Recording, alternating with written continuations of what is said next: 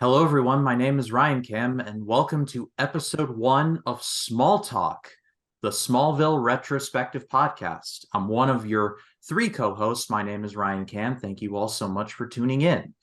This is the start of a new show here on the channel where myself and a couple of my favorite people are going to be talking about Smallville, the classic Superman TV show, which ran for 12 seasons across the 2000s and into the 2010s. These hosts have seen it. I have not. So that's the dynamic going on here, but it's going to be so much fun. But first, I have to introduce my co-hosts. First up, Jacob Collins from 3D Movie Cinema. Jacob, how you doing? I'm doing great, doing fantastic. I'm ready to talk about Smallville. I'm ready to make some small talk. And of course, joining us from the YouTube channel, Matt Wyatt. It's Matt Wyatt. Matt, how are you? What's up, dude? I cannot wait to talk about Smallville. And just to correct you, Ryan, it ran for 10 seasons and not 12, just to like keep you the heads up. Oh, but I'm super excited to talk about Smallville. It's one of my all-time favorite shows. I'm super getting into it and just revisiting this show again for the first time in a long time. yeah, I don't know where I came up with 12. I apologize. I think it might have Well, there been. was a comic book that ran for like 2 years. So it's called season 11 and 12. So Oh, interesting. All right. Well, like I said, Jake and Matt have seen this show cover to cover, and I have not. So that is just, I thought that was interesting. I've always wanted to watch this show. It's always been like sitting in the back of my mind. And so when I believe it was in the Dark Knight watch party, Matt and I were talking about it. I think it was that or it was the Flash review. It was either one of those two that Smallville just kept coming back into my head, and I was like, all right, I think I need to pull the trigger on this, and so hence the creation of this show. So I want to thank Jake for creating the intro to this show. I want to thank Matt for joining us as always. It's always a privilege to do anything with you. So I think before we dive into the first episode, I think it would be fun and interesting to kind of talk about what your guys' experience with it was. Did I guess you watched the show when it first aired? Is that where you started? No, not for me. I mean, my first experience for watching Smallville was when my older brother showed me the show. It was around season two, but I don't want to go into it too much without spoiling anything because I know that you are new to the show and you haven't seen it, and so you're not very caught up. But I fell off of it after one episode, and then a few years later, after I got into the second half of season three, I really started to get into it more and more. Then season four was about to come. Then they were about to show the reruns on ABC Family, and I ABC rewatched Family. all three. Yeah, and I rewatched all the episodes on there leading up to season four. Then I wanted to watch the DVD version where they don't censor it too much because ABC Family does that a lot with other network television. And I've been a big fan of that show since. It made me fall in love with the character of Superman even more, even though that right now we're going through the journey where Clark Kent is not Superman yet. He's on the journey to self-discovery of who he is and what his place is in the world. And I thought that this was an interesting idea to tackle that type of show. And this was around the time that there were not a lot of comic book shows back in the day. I mean, Smallville was the groundbreaking of the comic book series, and it was just they kept the series a little bit more grounded, a little bit of a soap opera, if that makes any sense. But I watched it like all the way through from beginning to end religiously. It was always been my go-to. I always get it together with my brothers and my dad every time we TiVo and record the episodes and just watch it together because we're big fans of Superman, and I just really loved it all the way through. Jake, what about you? all right, I'm not trying to have a long story, so I'll try to make it short. But basically, I was not a Superman fan. Like I had seen Lois and Clark when I was a kid, but I did not know that that was Superman because I was a little kid when I was like in Head Start, whenever like kindergarten, whenever that show, so I did not know what that was. And so basically, my parents were talking about it one day, like, oh, there's Superman and his best friend's Lex Luthor and all this, and I'm like, pass. And so basically, then I was a big fan of Buffy the Vampire Slayer, and I just kept rewatching that.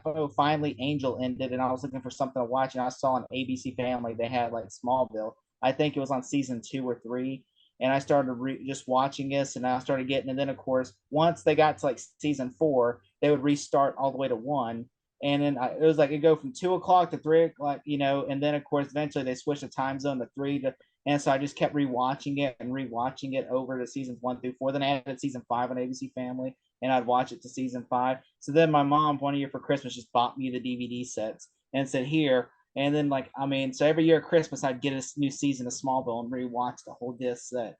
And so eventually I found out because I was bummed that they kept moving the time zone around. And it turns out I said, oh my God, the WB has season 5 of Smallville. Like they actually have this. And then I looked and it turns out they're like, well, it's no longer the WB shutting down. It's become the CW. And so now, but it's season 6 of Smallville premieres in the fall. And I'm like, sweet. So I went and rewatched all of season 5 on the WB. And then and then I watched season 6 ready. I'm like, yeah, I was watching season 6 and I was like watching it live. I got to watch 6 through 10 live every fall, and I was so hooked on it. I gave up football one year because Smallville came on Thursday nights, and I'm like, my football practice was on Thursday night, and I'm like, I can't do football practice on Thursday nights because of Smallville. And so I didn't so that's how much important it was to me, that Smallville. And then like one time my homecoming was on a Friday night, and they pushed Smallville to Friday nights, and I gave up homecoming because I wanted to watch Smallville. Were you tied up in a cornfield? Is that why you missed? I see what you did there. I was like, yeah, and then a bald guy come and freed me. A bald guy come. Oh, dude, I remember the day when before CW came around, when they were merging different networks together and they changed the name, because in the beginning, for the first 5 seasons of Smallville, it was called the WB. It was like their Warner Brothers television network. And have you seen the promos? Because sometimes I will just go to YouTube and type in Smallville CW promo, and then I have that song "Get Ready" because here I come. I did. I rewatched it again, and I rewatched it when it was on promo. It came on constantly every commercial break, and then I watched it like a few months ago just to get that little nostalgia when the CW was born back in like 2006. Then they had Everybody Hates Chris Rock, Gossip Girl. Everybody Hates Chris. Yeah. And then they had Supernatural was on season 2. And it's like in Smallville had the picture of Tom Welling going like smiling, and Michael Rosen. They brought the cast. They brought the different cast from different shows, and it was interesting. Even this cast from Seventh Heaven, they brought them in too. Yeah. I literally I Googled before we started this like an hour ago. I Googled Smallville, like CW merging with WB, what shows are safe, and it had like a list of shows saying like Smallville safe, Supernatural safe. And he says Seventh Heaven up in the air. Everybody Hates Chris Rock safe because they need something for the Friday night slots. I was like, and it was before I got into Supernatural. I didn't get into Supernatural until like years later, and it was like, oh my God, why did I not watch that show years ago? But I do remember I was in 8th grade when they did the CW, when it was actually born, when they were merging different networks. Like I was like, I literally, but I was also, it says they canceled Gilmore Girls and Angel. That's what it said. Angel's gone because like they cleaned house at the CWB. They're like, we're getting rid of any shows that we don't want. Smallville was a big show back then. Oh yeah, it was a big hit show on the WB. I mean, can you imagine now in today's world that they would change the name and everybody would go nuts? But back in the day, they complained, but not as much. They kind of forgiven it that the CW, yeah, that's the name that they're gonna go with. Yeah. But by the way, if we get to season 6, we gotta just play that promo for the CW just to mess around. Oh, that would be great. I'm gonna make myself a note so that I don't forget. But with season 6, play the CW promo. Yeah, because used to it'd say 1 through 5, it says the WB presents Smallville, and then season 6 through onward it says the CW presents Smallville. Yeah, and every week it was just my event for me. Every time there's a new episode of Smallville, I was like, I'm ready to watch this live. It felt like the budget was higher when the CW. I don't know why, but it felt like the first 5 seasons, the budget was pretty good. But then when season 6 and onward, it felt like it was a higher budget show because I'm like, did the CW were like, no, our show's got top A quality. Because if you look at Supernatural season 1 and season 2 has a big budget jump because they're like, there's no way. Like it just looks like the first season looked like a low budget show, but the second season looks like a higher budget show. And I'm thinking the CW probably is like, we're gonna spend more money. Yeah, they probably spend a lot less money, like aside from the pilot, because according to Tom Welling and Michael Rosenbaum, they said that the pilot was very expensive to make because it took them like, I think it took them like a month to shoot the pilot, and it took them 10 days to shoot like multiple episodes in 10 days in each after the pilot. Yeah, that's a good segue, by the way, to the pilot. That's a good segue to the pilot.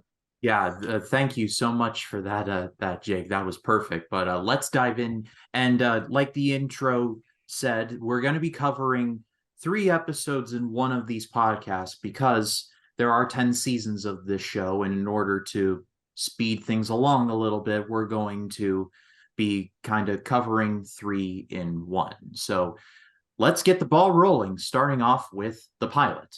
Baby Clark, Kal-El, arrives on Earth. Teen Clark starts high school, saves Lex's life after a car accident, and finds out about his past and birth parents. So yeah, this pilot, I really enjoyed it. And really, the first like 10-ish minutes where we meet Ma and Pa Kent, we meet Lana Lang, we meet Lex Luthor and his fluorescent orange hair. I really did enjoy this pilot and just this first section alone because it really did a good job of setting up everything going forward. How Smallville went from the creamed corn capital of the world to the meteor capital of the world overnight, and I think it was really solid. Jake, what say you? I really enjoyed the pilot of the show. The things I really like about the show, I like the meteor shower scene because if you watch in the comics, Superman just goes to Earth, and yeah, some of his planet comes with him, but it's not like a big tragedy. Like in the show, this is a tragedy that happened to these people. Like a giant meteor shower, it's almost like a hurricane almost that came through, and it took out like people. People died from this thing, and and so this thing is really sad what happened, and it just shows you that like, oh my god, this is not your dad's Superman show. Like you're seeing something sad because if you watch the Christopher Reeve film or if you watch any other shows, it's like, oh, it's so adorable. He crashes to Earth and then mom and pop can't. And this one, it's a lot more tragic because it's like, oh my God, we were just like, it's almost like a terrorist attack happened. And then they're like, and they see a little boy and they're kind of confused. Like, who is this child? Was he the cause of this? Like, it just leaves you with so many questions. And then, that right there is what really had me like, oh my God, this is not what you think it is. Yeah, Matt, I want to throw it to you because when poor Lana Lang, when she sees like her parents get crushed by that meteor, I was like, that's some good childhood trauma. This is like that was a screwed up little moment, wasn't it? Yeah, when Clark inadvertently killed her parents. That's going to be real awkward in later seasons, and I haven't even seen the show yet. Or Yeah, by the way, I killed your parents. Sorry. Yeah, I did love the way that they set up with the opening of the episode of the pilot, seeing Clark coming down to Earth as a baby, as an infant, and then the meteors, a part of his family, come to Earth. Like going back to what Jake was saying before, that most of the other iterations that we've seen before, when he comes to Earth, he just comes to Earth. There's no big tragic attack going around in the meteor shower and everybody affected by it. But for this one, this was a little bit more of an Elseworld story where they wanted to use that as their plot device to have people who were affected and have these characters who are freak of the week and having these kryptonite have something that will affect them that turns them into mutant freaks that have superhuman abilities, and every episode is pretty much going to be like the freak of the week, and that's where the tone is set. And I love that how they were setting up with Martha Kent, knowing that she was unable to have children and she made her wish that Lana had granted her, and that she wanted to have kids of her own. And now seeing Clark coming into their life, it was like a miracle to them. And it was a great scene with baby Kal-El just walking by the truck while they're hanging upside down, and just was unexpected. And they're wondering where he comes from. And then they saw the spaceship. So that's where they're going to have to protect him. And I love how they just cut to the present day, where now Clark is trying to go to school.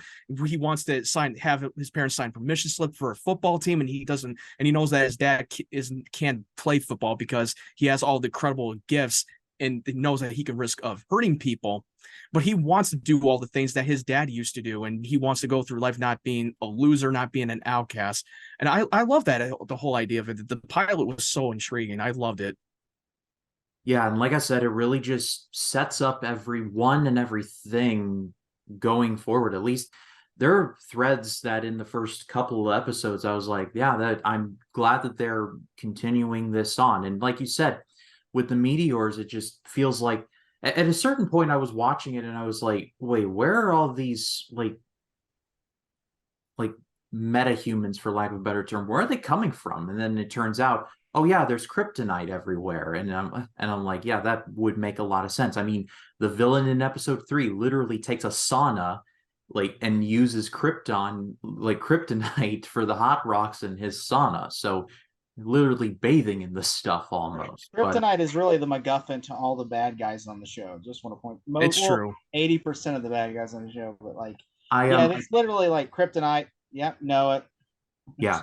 I did appreciate the kryptonite's presence in these episodes. It's not like announced. It's not like oh my God, it's kryptonite, it's here. Like it's just we see Lana Lang's necklace, we see it in like the rocks and the sauna, but the characters know right away that this is kryptonite and they know what it is. We, the viewers, know what it is, but they don't.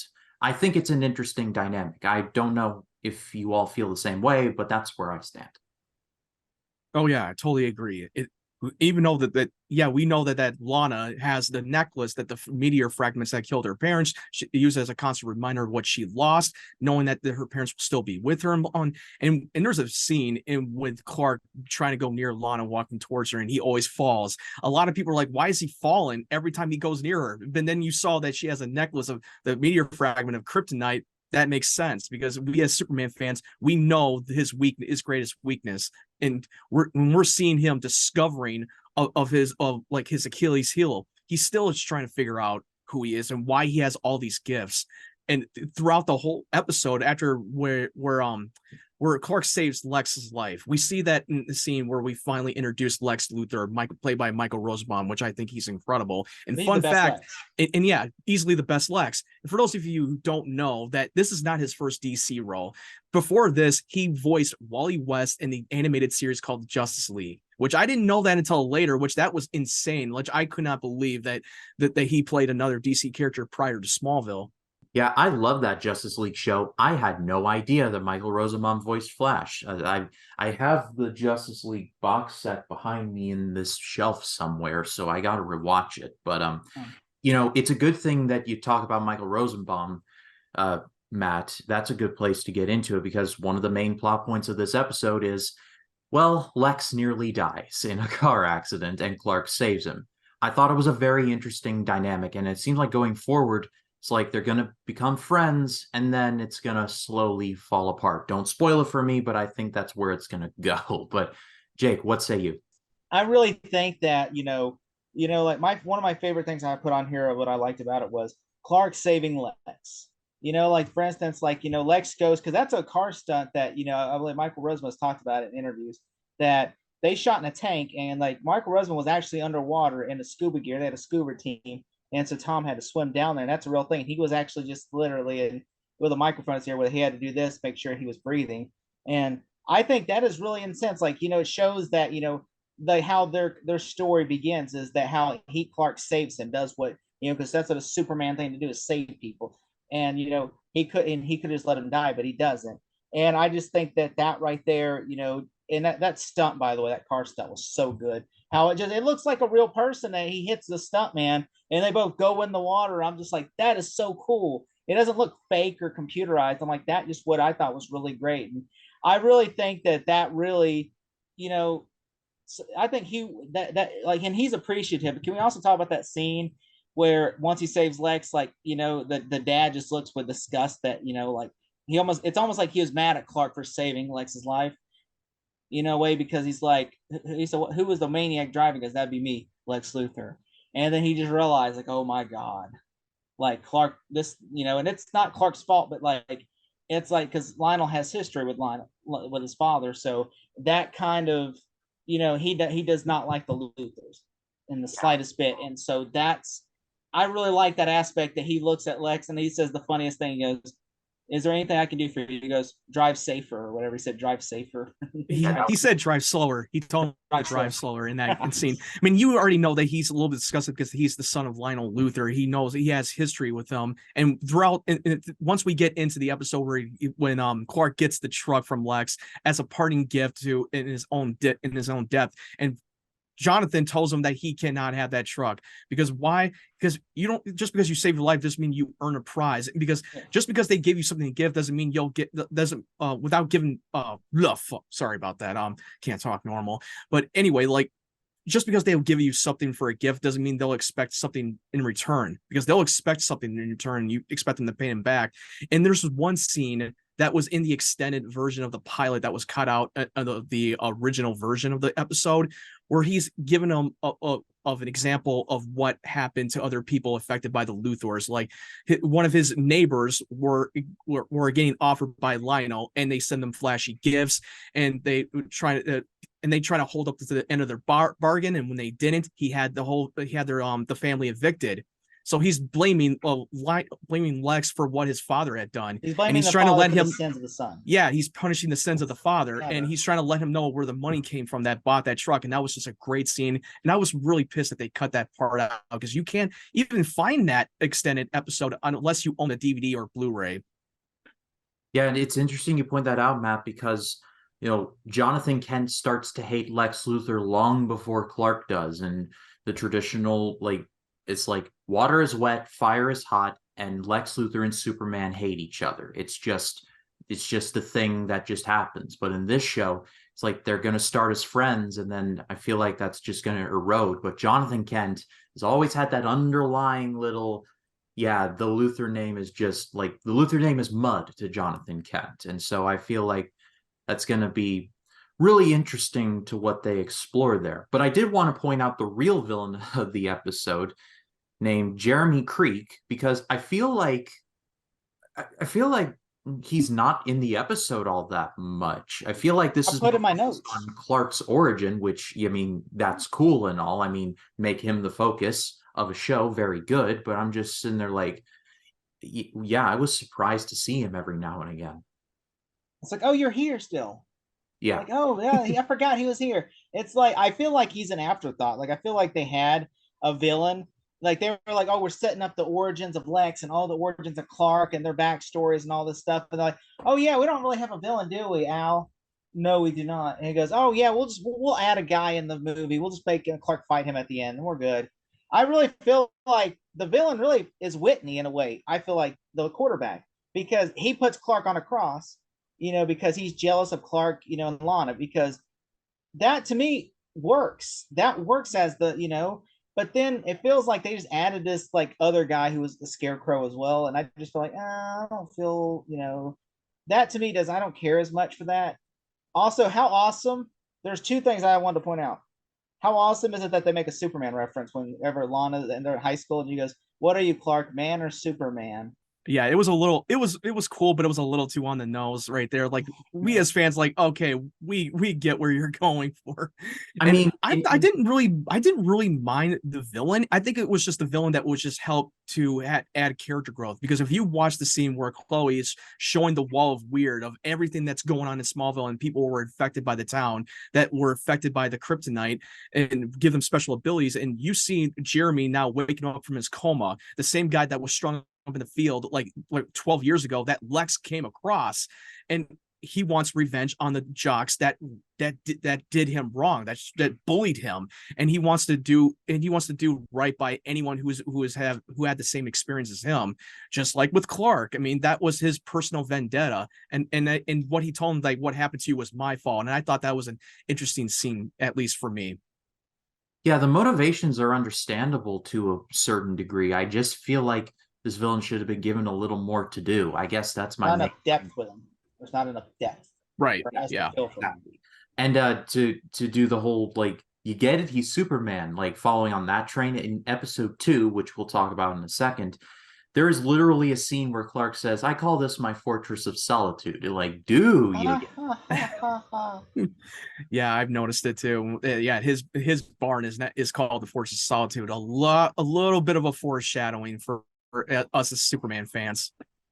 basically saying we're going to spend a lot of time here. That's basically what it's. Absolutely. One of my one of my favorite scene was Clark when Jonathan is now telling him the truth about his true birth and his true past, even though he doesn't have all the answers, but he knows that he's an alien. And that's why he's so different from the humans and why he has all these special gifts and he knows that to keep it in hiding in plain sight. And I thought that in seeing him revealing the spaceship in the storm cellar and being freaked out and so overwhelmed, like, why haven't you told me about this years ago? And that he was trying to protect him from the truth, but also protect from the people that might come after him and whoever discovered that they got an alien living among them. This is like also the music choices, also the soundtracks in this episode. In each episode, it feels like these songs fit in these categories, like because like there's a couple songs that you're like, especially at the end of the episode, that I feel like perfectly fit the choices of this episode of like it almost feels like, and there's sometimes wordplay in the song. That's why they chose. Like, why did they choose this song? And it's wordplay. And I'm like, it didn't feel misplaced. It wasn't misplaced. It fit the tone of the show, and every scene it felt like it was earned. When you're putting music soundtrack, most of the time when they put soundtrack, it always feels out of place, and it didn't feel like it belonged in certain episodes. But this one, it had a killer soundtrack. Like Papa Roach for episode 2. Yeah, Papa Roach.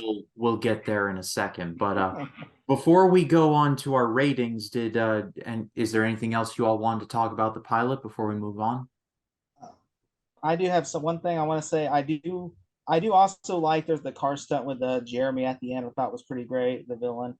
I dislike also the villain basically being there. I didn't really care for that much. But also the set changes also had some issues with, because if you look at I understand, like, by the time you get to episode 3, they have their sets built for what the show is. But then, like, if you look at the Luthor Mansion, when I was rewatching, I'm like, that is not the Luthor Mansion I am known to see. That is a completely different set that they were shooting at for the pilot. And I'm like, I've never seen that set. But yeah, and also the trailers, if you watch the trailers on YouTube, it has the song, the trailer song is called A Song Yet to Be Sung. And it's so weird and creepy because it's like, this the WB presents Smallville, starring Michael Rosenbaum. And it's like, and it's like a weird song called A Song. And he's like, do you believe a man can fly, Clark? And he goes, people can't fly, Lex. He goes, I did. And I'm just like, it's so weird, but I'm like, this is not what you see. It's just a weird trailer. I'm just like, and that's it's a weird promo.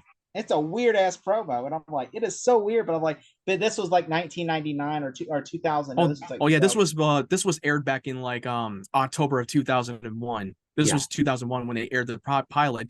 And going back to what you're saying about the set design of the mansion, because like I said, that this this episode was done like for shooting for a month, and they were still trying to figure out what the show is. They had to reshoot the pilot again because one, they had to recast Martha Kent, and there's a footage of the original actress who had footage of her on playing YouTube. Martha Kent. Yeah, it's on YouTube. You can easily find it. And watching that YouTube video, like, I could see why that they wanted to recast, because I feel like she's a great actress, but she didn't really quite fit the role for Martha Kent. And yeah, it didn't fit the tone at all. The chemistry just wasn't quite right. And I get why the writers wanted to recast. And I thought Anna O'Toole was the perfect for Martha Kent. And in case you didn't know, that this is the same actress that played Lana Lane in Superman 3 with Richard Pryor.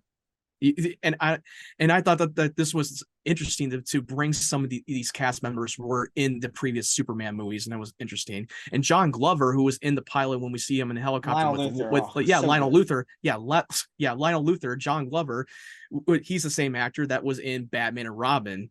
Yeah, he was in the Joel Schumacher's Batman and Robin. And if you check out the Easter egg in front of the newspaper that Lionel was reading, it says Queen family, his plane has gone down. Oliver Queen's parents, which that was a little bit of a DC Easter egg. And foreshadowing.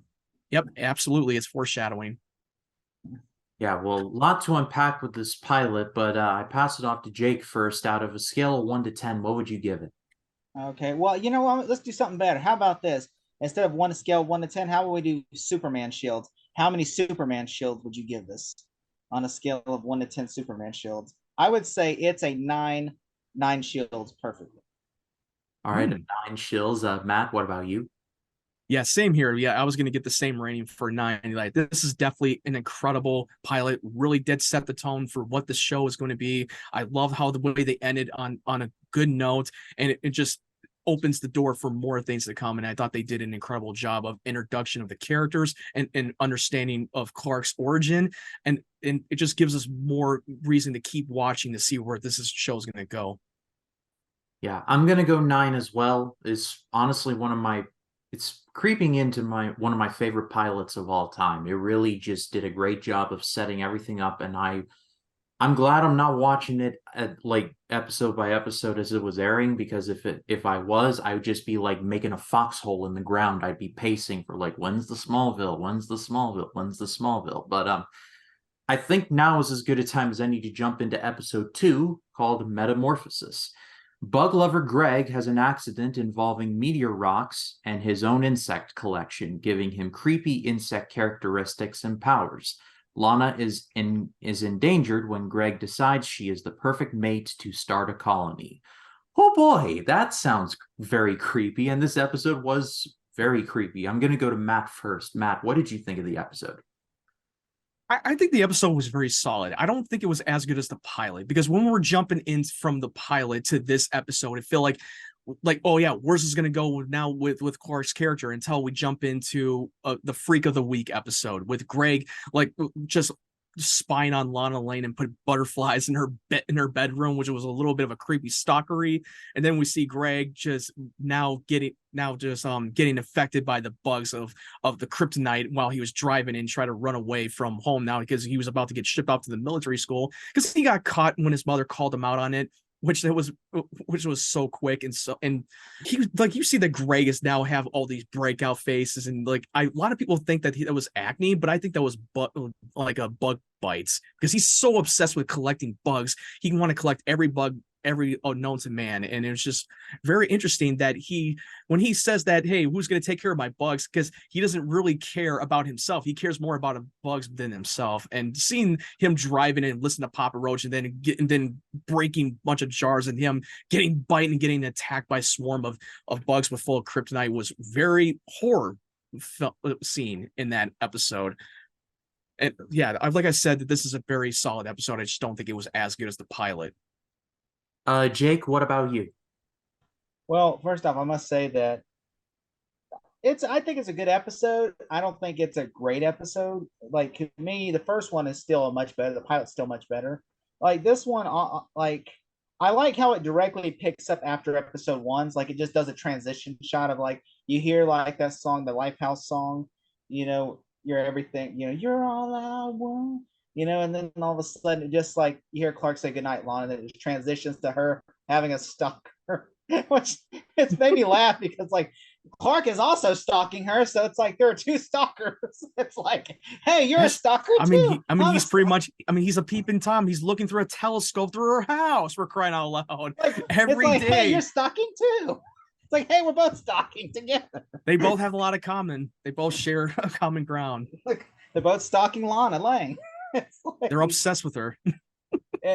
I really like, by the way, like, from like, I know we barely talked about this in the first episode, but like how Lex, frees Clark and he drops the necklace. I like that that Clark doesn't tell Whitney, but then Lex goes because he's like, oh, since Clark won't accept my gift, he wants Lana, so I'm going to help him get Lana. So then he goes and snitches to Lana about the quarterback. So basically what Lana said, that he's leaving a trail of breadcrumbs. That's all he's doing, leaving a trail. Trying to help Clark get the girl. Definitely seeing the seeds of the Lex Luthor, like the calculating, manipulative Lex Luthor that we know from the comics. Like it's small, but it is there. Right. And I don't think we'll be able to praise Michael Rosenbaum enough, because I mean, he's just, like you talked about, Matt, he's fantastic in this role. And I've heard some people say he's the best Lex Luthor. I hadn't seen him up to this point. With all due respect to Gene Hackman, I'm definitely leaning towards, Michael Rosenbaum really, he's got it figured out. He got it figured out early. He's such a complex, and they made him more of a human character, more grounded, instead of just making it a silly, campy version of Lex Luthor that we've seen before. And that was interesting that they wanted to add more of the friendship development between Clark and Lex. And I thought it was such a rich way to do. It's something that's never been done before in any of the iterations of Superman. I agree, Matt. Like he really just wants there's three things he wants. He wants to have like Clark, he wants to have a best friend. He wants to be loved, because his father doesn't love him. His father looks at him like a disappointment. And the only way he gets love, affection is by just one-upping his father, because he's like, that's the only affection I will get from you is hate. At least I will get something from you. And it's like, while Clark, you look at nature versus nurture, and nature and nurture is Clark and Jonathan. Nature is just Lex and Lionel, where they're just constantly butting heads with each other, and it sees that Lex just wants his father to tell him, "I love you, son," and hug him, but his father will never do that because he just sees him like just like a stain on a shoe, and I think that's why Lex has to be this person. It's like, I have to be. My father taught me to be always take what's mine, be the character. He's all about take what he wants. He's all about survival, and that's why he's been so hard with all of his childhood. Like his childhood has been stripped away from the moment that he was born. Like his father had bad influences on him. Like he always want what Clark has, and he does not have that kind of life. He doesn't have a family that loves him and cares for him like Clark has. And I think that was so interesting that the moment that he saved his life, it just changed everything from his perspective, and that he wants to know Clark. Yeah, he became obsessed with Clark, and he wants to know more. Like, how is he still alive when he should have been dead? And he had a guardian angel coming for him.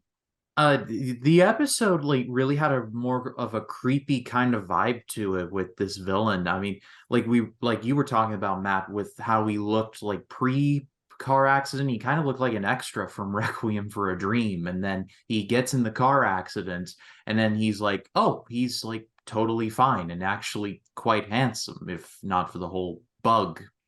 Yeah, if it weren't for him getting infected by the bugs of kryptonite, now he's genetically changed, and his acne is cleared up and all that stuff. He looks better than he did originally.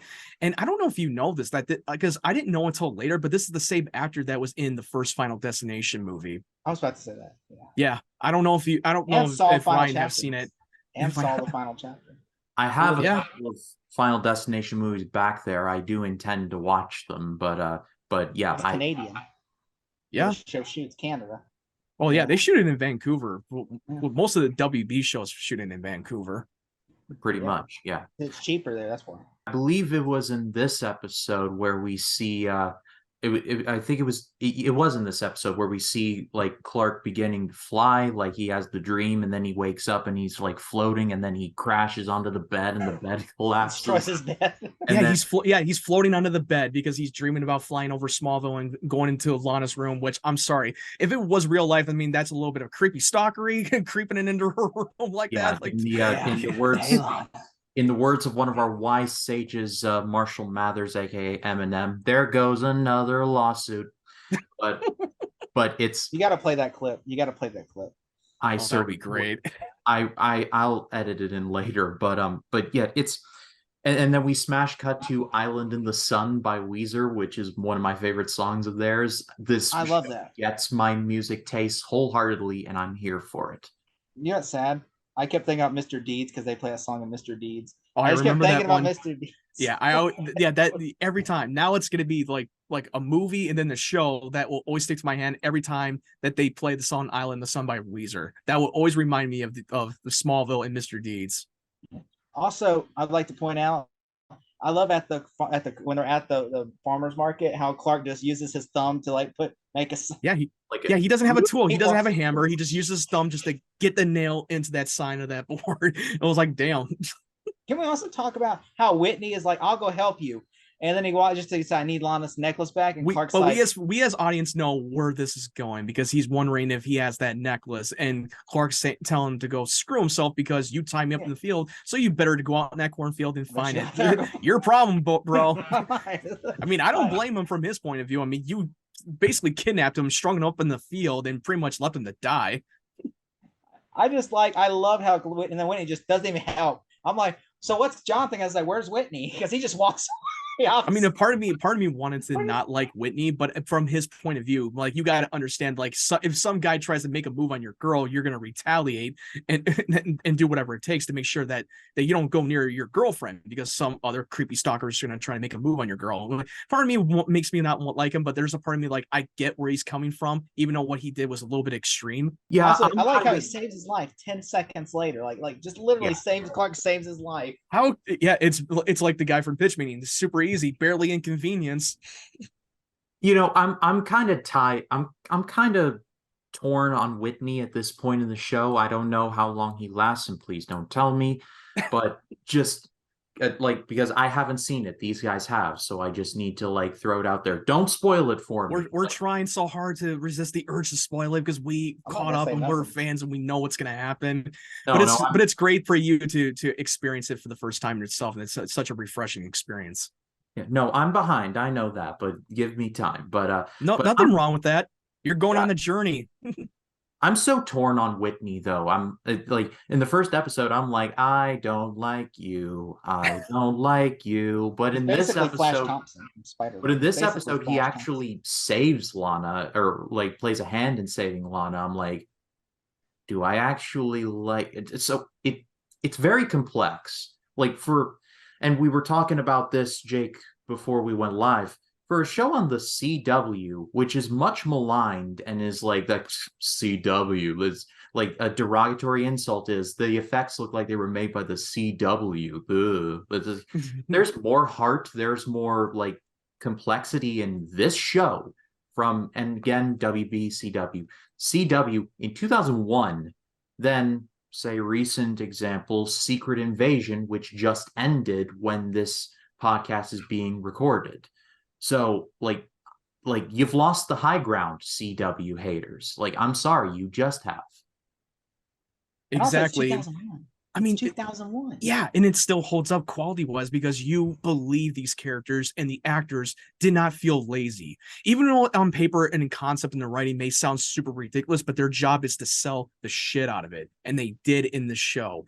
And that's what was great about that show is they're not very campy, they're not ridiculous, they're not character controllers. You like them from the moment you meet them, and the moment that they have chemistry, it works. It's so natural.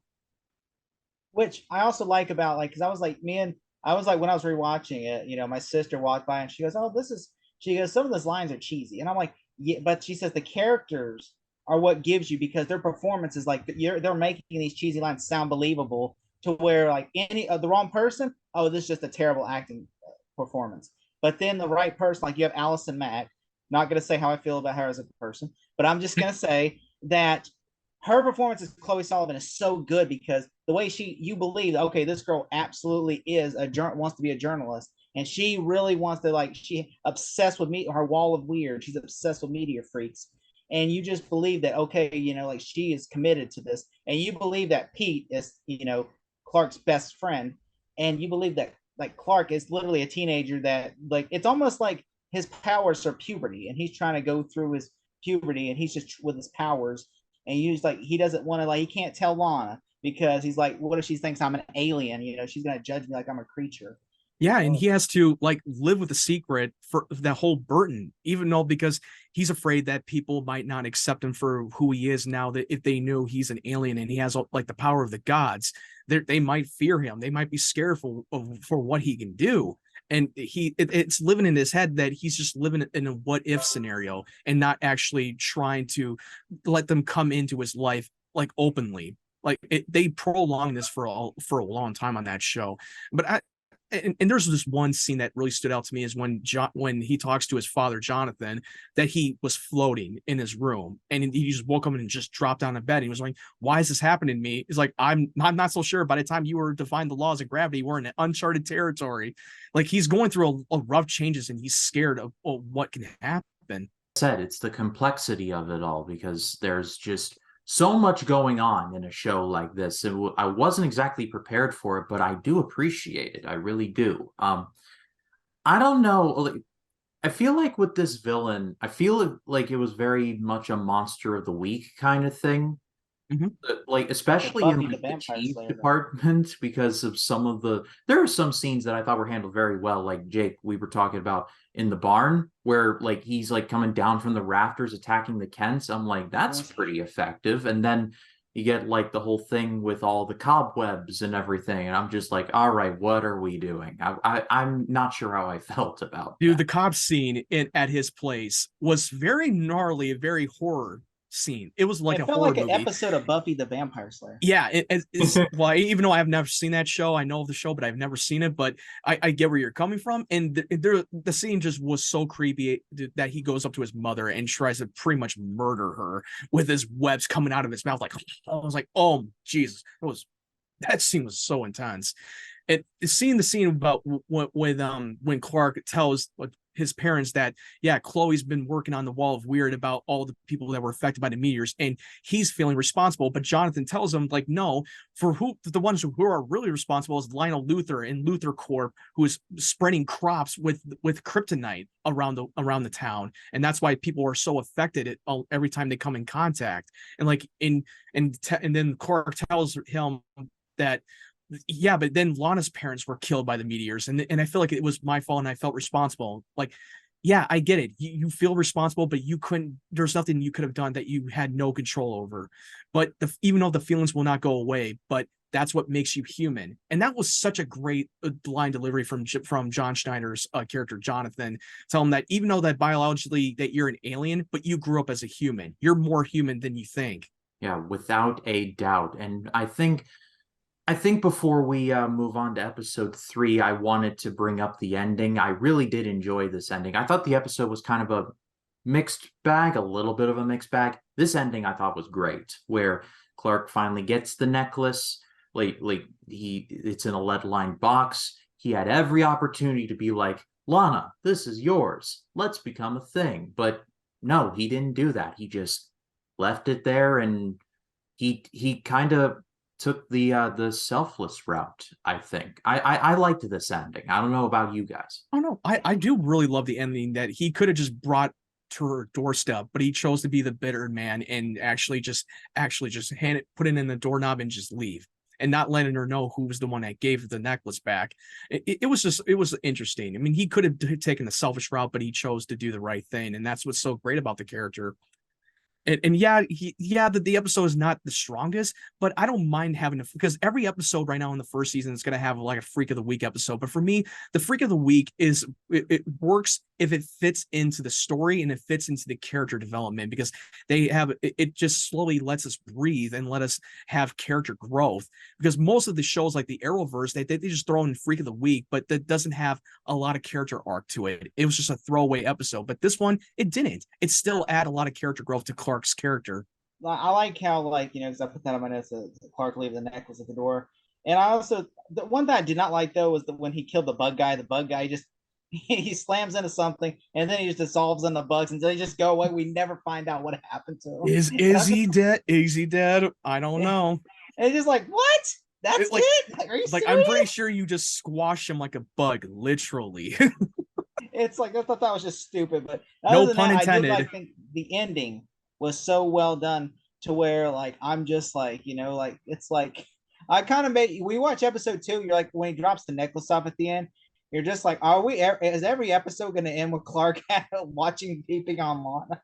He's just like, I dropped the necklace off, now I'm just going to watch her again. I do love the music choice at the end of the episode called the Wherever We Will Go by The Calling, because that's one of my songs that I listen to all the time, because that's the song I got introduced to, and I loved it, and it fits so well. The ending just made me feel good when Clark's just walking into the distance at night. I mistakenly thought that song was sung by Creed, and I was like, is that Creed? And then I looked it up, and it was like, no. But it's a good song, though. I listen to it quite often, and when I first heard that, like, when I first heard the verse, I'm like, this sounds so familiar, and I don't know where. And then I looked it up, and like, oh yeah, it's that. But yeah, good song. Bit of a mixed bag episode, definitely stepped down from the pilot, but still overall enjoyable. Jake, what would you give it out of 1 to 10 Superman shields? I would give it about like a 7. I'd say 7 shields at 7. All right, Dude, Seven. are we on the same page with the ratings? Like, I feel like I was literally gonna say 7 because this is a solid episode, and like, oh my god, like we're a bunch of hardcore fans. We gotta know what our ratings are gonna be. 7. It's Yeah, good, but I I will. feel like it could be better. Yeah, it could have been better. It could have been better, strong episode like the pilot, but it's still a solid watch. It's still entertaining. It still had a lot of weight to the character. So I'm with you, Jake. Yeah, it's a 7 out of 10. 7 out of 10 for the Shield. You know what? I'll make it a trifecta. Let's go 7 for me. I did, again, step down, but overall still very enjoyable. I like how it was very simpatico with its storylines, little bits of progression as like, all right, let's see what happens next week. And well, Oh, next week, oh yeah. One question: how did you like the intro in the second episode, where now they're showing the intro of Smallville with Raimi Zero, the song called "Save Me" by Raimi Zero? not going to lie, when I was shelving when I work at a library, so I shelve DVDs before I leave for the day. So I'm like shelving them. I'm like, somebody save me. So I'm like, yep, the song's definitely in my head, and I'm not complaining. Yeah, and every time the intro comes, your blood will be pumped. You just got your blood pumping the minute the intro plays in the song. It just fits so well into the tone of the series. I mean, they could have just played the cheaper way of the score with John Williams' theme, but that's not his theme. This is the theme of the show, and it fits. Yeah, Yeah. It's funny. the show retains so much of Superman like what we know, but it also forges its own identity. It really like a lot of shows and a lot of movies could take lessons from this. But I think this is good a place as any to dive into our final episode for this episode called Hothead. Hothead. When Coach Walt Arnold's football legacy is threatened by a cheating scandal, the coach entices Clark onto the team. Meteor rocks in the coach's sauna, infects him with the ability to generate fire, and his enemies start getting burned. So, yeah, what do we all think of this? Unintended. I actually really like this episode. I honestly, I mean, like to me, I really enjoy it because this movie I feel like I mean Ryan or Matt may disagree with me, but I actually think it's better than the last one because it adds. I feel like it adds more to like what's happening. Like he wants to go on the football team, and his dad's like, "You could kill somebody," because it's like him being running by a freight train, and also there the dynamic between Lex and his father because his father has like saying you need to fire half your workforce, and and like I like that dynamic. You got Lex and Clark and his father are fighting, and then you got Lex and his father are fighting, and it just like it's so great. But then how one issue resolves itself, the other issue doesn't resolve itself in a way because Lex and his father kind of resolve their issue by Lex one ups Lionel, and Lionel's impressed, while Clark and his father he says even though you did this, I'm not. He says like he basically is like disappointed with him and he doesn't ever resolve that. And I think that to me is like hard because Clark is always used to his father supporting him, and he never. This is something he does not support his decision, and I think that to me was like heartbreaking to me because it's like this isn't like Lex. Lex would just be like, "Wow, like I'm disappointed." You're like, that's like a Tuesday, bro. But like Yeah, for Clark, Lex, that's it's like, for Lex, it's everyday Tuesday. Like, yeah, you were able to win one battle against your own dad. He was like, "Ooh, I'm impressed." Dun dun dun. Yeah, that whole episode was really about more defining your parents, and it's really about finding your place and do it your own instead of being told what you can and can't do. Like Lana, like quitting the cheerleading squad and actually wants to join the workforce and break the cycle for what her mom had done and do it her own way and find her own identity. And Clark, who's been now asked from the coach to join the football team, he got pressured in. He pretty much didn't give him much of a choice, but then he really wanted to play, like just so that he wanted. Well, let's be honest, Clark wanted to join to impress Lana in that a lot, just so he can be able to get a chance to get the girl. But also, yeah, he wanted to play football like everybody else. And Jonathan just tells him like, no, you can't do it. You're accidentally going to kill someone. You're so strong that you can take on everyone at once. So because there's going to be a moment that you can't control your own strength in the heat of the moment, because people in football are a bunch of hotheads that will just push your buttons so much that you just can't control what you do. And the scene, and there's one line delivery that Jonathan tells him is that I love you when you wake up in the morning. I was like, damn. He's trying to tell him that there's more important stuff in the world than just scoring touchdowns. You're meant for more than this. And then he just rebels against his father's like, hey, I'm playing football and you can't stop me. I was like, damn, he's really going there. He's like, he can't physically stop him. Yeah, this was another really solid one. I think if I had to order them, it would be 1, 3, 2 in my enjoyment. I really did enjoy this one. I really liked, like you said, that whole scene where it's like, I love you when you wake up in the morning. John Schneider really is like in the conversation, and we're only 3 episodes in. He's really in the conversation for like the best Jonathan Kent. Like He is. I would argue he is. I agree. Like the two, Anatol Tull and John Schneider are easily the best on screen of Jonathan and Martha Kent. Like they're the definitive of that version of the character. Yeah, because there were several scenes in my rewatch where I'm like that seems kind of harsh there, Pa Kent. Like, what are you stifling your son for? But then the more I thought about it and turned it over in my head, I'm like, okay, I start to get it now. And it's just over time, I'm just like unraveling the motivations. He only wants the best for Clark, and just it really hits home just the relationship that these two have. It really is beautiful. It really is. Oh yeah, and the actor who is playing the football coach, who has the power to ignite flames. This is the actor who is the guy from the Wonder Years who plays the father in that show, which I was like, this is an interesting casting choice, especially he's the best fit for that role. Who is a hothead, who's all about doing whatever it takes to win a game because he's so competitive, and he's all about loyalty and earning everybody's trust in the school board because he's been the coach for 25 years until this new principal who's only been a principal for like 6 months, who's trying to do the right thing and actually like put him to justice, saying, hey, you can't just let it slide just so that you can win a game, because your students were caught cheating on a midterm and we can't allow that. We're not just going to let that slide until the coach has to take it into his own hands by just pretty much committing murder and getting away with it. I like how Clark saves the principal too from the explosion. Oh, he just picks over his back and he's just like, he just rips. Yeah, it's kind of weird, but I know it's budget wise because he has super strength. Like, does he really need to carry him like that? Like, he just lifts him up like it was nothing. But you know what? It's suspension of disbelief because they wanted to be more practical on this. It's a dummy too. It's like, I know it's a dummy. It's a dummy. He's just like this.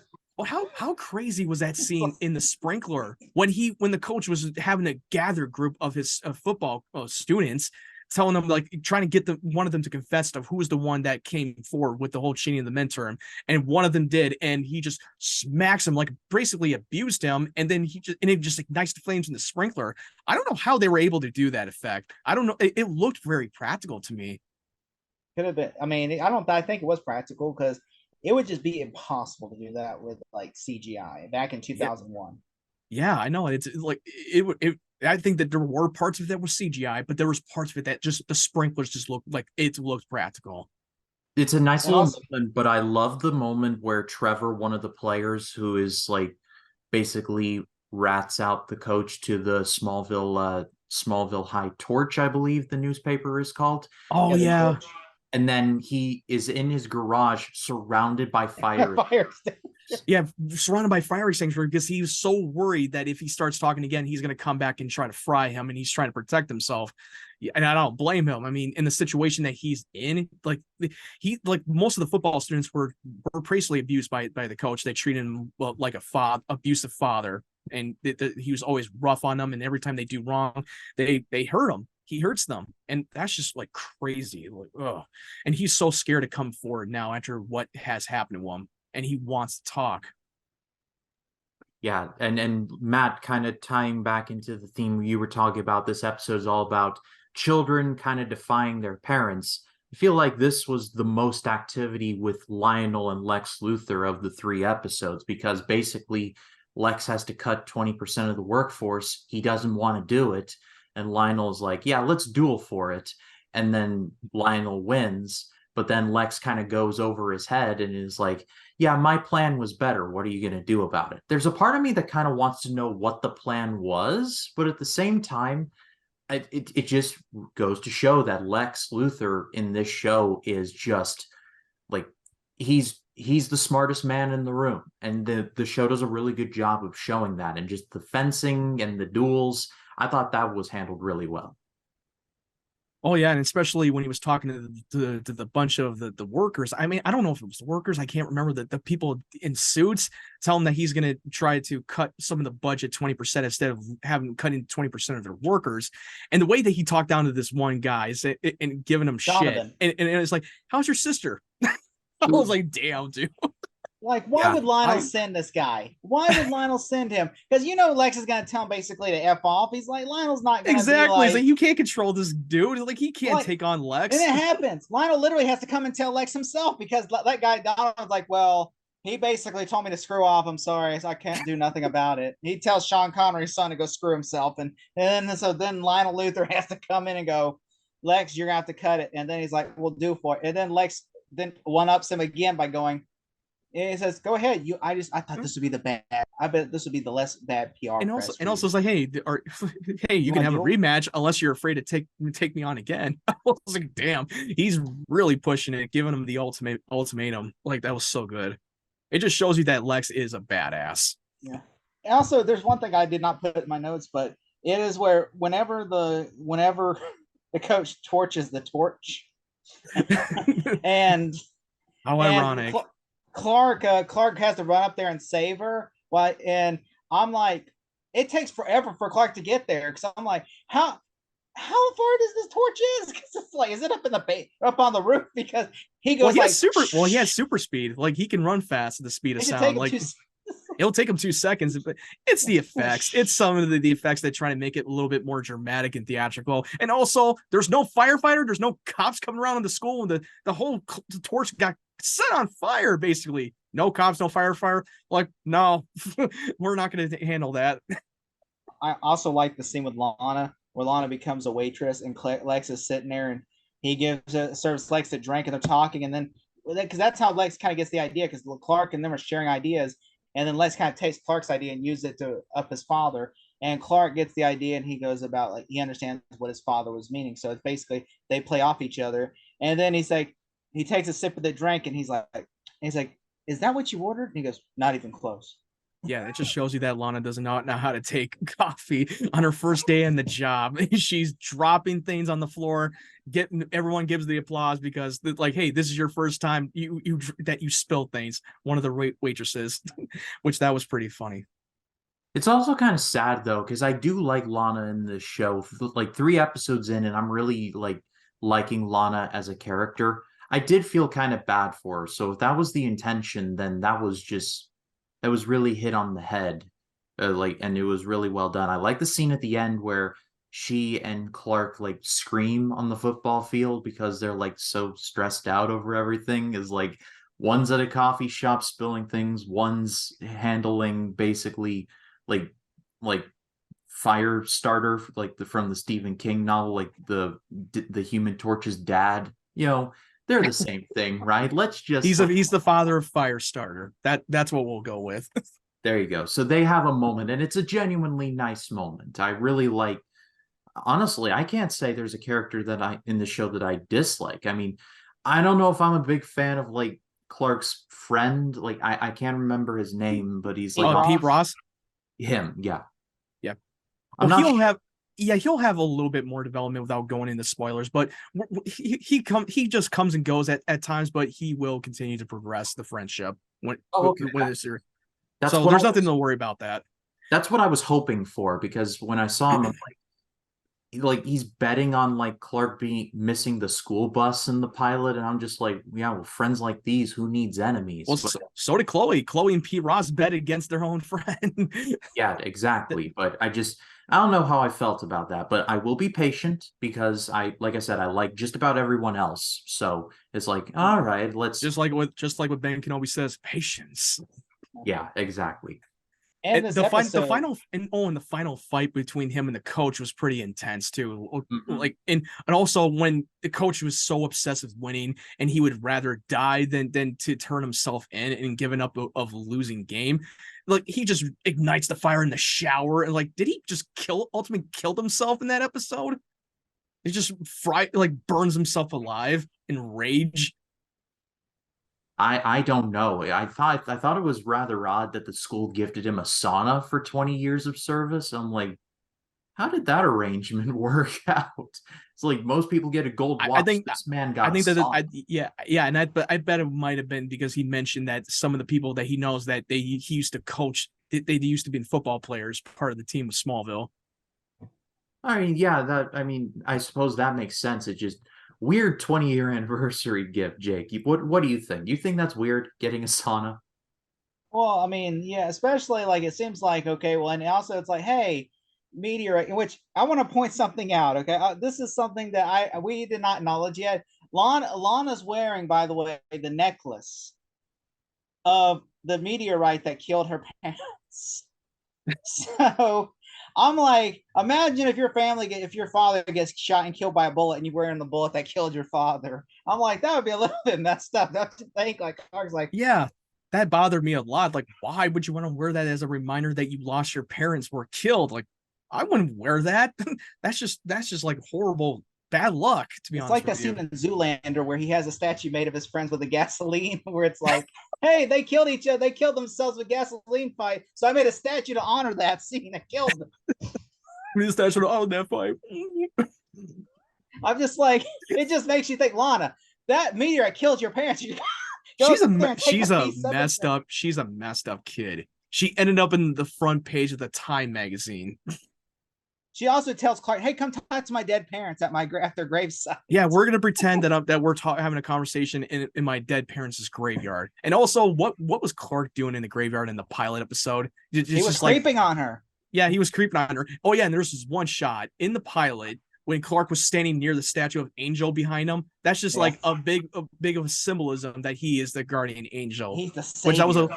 he's the savior. Like they always have their Jesus moment. Every single thing of Superman always has the Jesus savior complex thing, and every adaptation of Superman. And that was that. They're like, oh, look, see the Jesus metaphor. See, guys, see on the poster he's crucified. See, just like Jesus. See, guys, see, exactly. You get it? It's like, see, it is an S. It's a savior, kind of. See, it's like we get it. It's like we get it. I also think it's funny because he yells. I always, this part always makes me laugh that I didn't mention, is that whenever he says good night, Lana, and then she turns around, I'm like, you're a Superman. Of course she can hear you say that. Yeah, and also like, yeah, he said like thanks Good for the night, dance, thanks for the dance, Lana. And it was crazy that he's just imagining himself dancing with Lana, and like we thought it was real for a moment, and then they just fooled us. And oh yeah, and I forgot to mention from the pilot episode, I know that this is not what we're talking about for the third, but the one thing I forgot to mention, that there's another extended scene where he's having a little bit of small talk at the end of the episode when he was looking through the telescope, and he's telling him, hey, my father gave me that telescope. Are you all right, Clark? And he was like, well, will you ask me that in 5 years? And then he's like, hey, I'm glad that you and mom found me. And he was like, we didn't find you, you found us. And I was so pissed that they cut that out and that you can't watch it through streaming, because that was such one of the most important scenes of the character. Yeah, and episode 3 was shot. It was what day episode 3 was shot on? What day they were shooting an episode? Yeah, 9/11. They were shooting that. And you want to know what? It was on my birthday too. Oh well, you were cursed for tragedy. I'm cursed for tragedy, just like Lana. You can never say on Twitter, today is a great day. Today is a great day. You can never say that on Twitter because then people are like, "Fuck you." Like, and I mentioned that. Tom Welling did mention that in the third episode when they were shooting. They shot this during the 9/11 event. Scary stuff. I do feel legit sorry for you, Matt. Yes, I heard that a lot from people. Every time I bring that part up. Yeah, but unless there's something we missed, what do you all give the episode 1 to 10? Well, for me, yeah, this is definitely, I will agree with both of you that this is a better episode than episode 2. It was a lot stronger. It had a better, more character development in this one. And yeah, sure, we had another Freak of the Week, but it definitely fits so well into each of their characters' arc with Lana and Clark and Lex. I thought it was so well done. It was still entertaining, but still not the greatest as the pilot, but I will give it an 8 on First Shield out of 10. Okay, I would say, yeah, I do agree. 8 out of 10 for sure. Like, because it's like what it is like and it has, there's so many dynamics in this episode to where the second episode was just like everybody was following, you know, usually in TV shows they have A plot and B plot, and it feels like everybody was focused on that. A plot is the bug boy, B plot is the case of Lana's missing necklace, and so that was B plot. And so this one you have A plot is the coach, B plot is Lex with his father, and so it's like that right there is so unique because it's both plots are interesting because you're like, okay, Lex is having issues with his father, and then you see how that resolves. While A plot is Clark and his dad are fighting because the coach, and then the coach's secret. And I think that right there, how it all resolves itself, is unique compared to the last episode, which plot wasn't as fascinating. And I think that's what I really liked about this episode. So yeah, 8 out of 10 is such a great episode. I promise I'm not hot. just I promise I'm not just copying these guys. I'm gonna go 8 as well. I really, like I said, Pilot was my favorite. This was my second favorite, and Metamorphosis was my third. It was a really, honestly, really consistent string of episodes that I had no real issues with it. I mean, minor quibbles, but really nothing too major. This was a really solid start to the show. I'm into it already, and I'm really looking forward to the rest of this season and to the rest of this show. But I pass it off to all of you. What is your favorite moment of Smallville season 1? If you can comment it without spoiling it for me, I'd like that if that's possible. But drop it in the comments. Let us know what you got to say. Jake, Matt, thank you so much for joining me on this journey. I look forward to where it goes. But Jake, pass it to you first. Tell the people where they can find you.